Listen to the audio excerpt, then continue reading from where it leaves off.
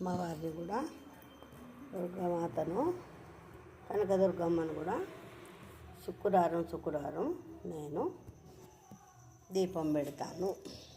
ఈరోజు శుక్రవారం కాబట్టి పెట్టిన. సరే తండ్రులారా, అన్ని దేవుళ్ళకు పూజించుకోండి. దైవభక్తి ఉన్న ఇల్లుకు ఎప్పుడూ ఆటంకం రాదు, ఏ బాధ రాదు. శివుని చేసుకున్నా, నువ్వు ఏ దేవుణ్ణి చేసుకున్నా నీకే బాధ రాకుంటుంటుంది. కాకపోతే శివుడి గది కానీ నీకు ఒక సెల్ఫ్ పెట్టుకున్నా కానీ తనను అక్కడ ప్రత్యేకంగా శుభ్రంగా శుద్ధి ఉండాలి. నీ మనసు కూడా శుద్ధి శుభ్రత ఉండాలి. దేవునికి చేస్తాను కదా అని హెచ్చి మాట్లాడద్దు. నువ్వెవరికైనా దానం చేసినా అది నిండు మనసుతోటి చేయాలి. సరేనా? అలాగే ఇగో సమ్మవ్వ సారవ్వకు కూడా నేను పూజ చేసుకుంటా ప్రతి శుక్రవారం. ఆ తల్లి దయ ఎలాగైనా కాపాడుతారు అనే నమ్మకము నాకైతే ఉంది. మీరు కూడా దేవుళ్ళను నమ్మండి, నమ్మక చెడిపోకండి. నమ్మిందంటే మనకు అన్నీ మంచి జరుగుతాయి. నా కష్టము పగవాడికి కూడా రావద్దని మొక్కుకునేదాన్ని.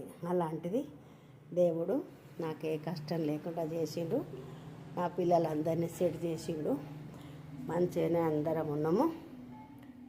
నలుగురికి పెట్టే స్థాయికి ఎదిగిండ్రు నా పిల్లలు. నలుగురికి సహాయం చేస్తాండ్రు. నలుగుట్లకు పోతే మంచి విలువ ఉంటుంది.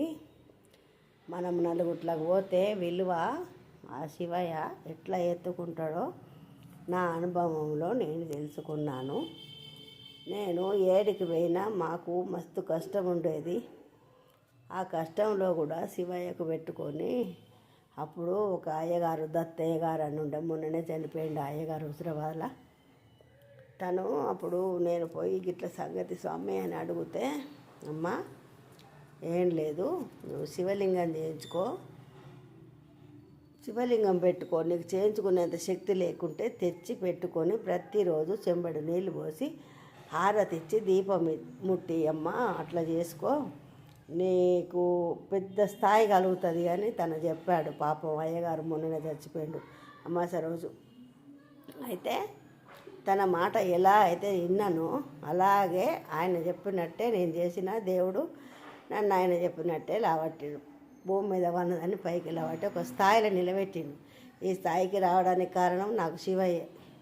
మా శివయ్య లేనిది నేనే పని చేయ. ఆయనను మందలియంది నేనేం చేయ.